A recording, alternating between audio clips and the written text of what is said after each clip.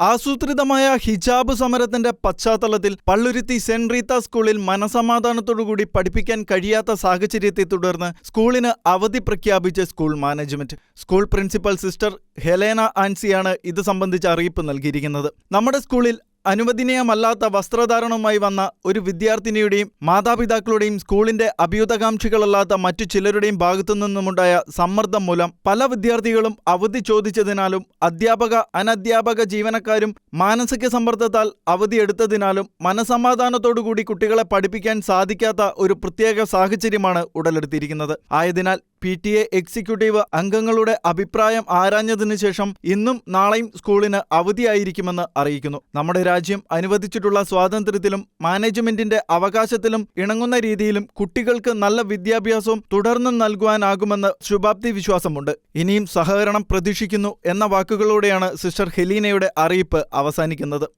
ഷെക്കേന news, Kochi.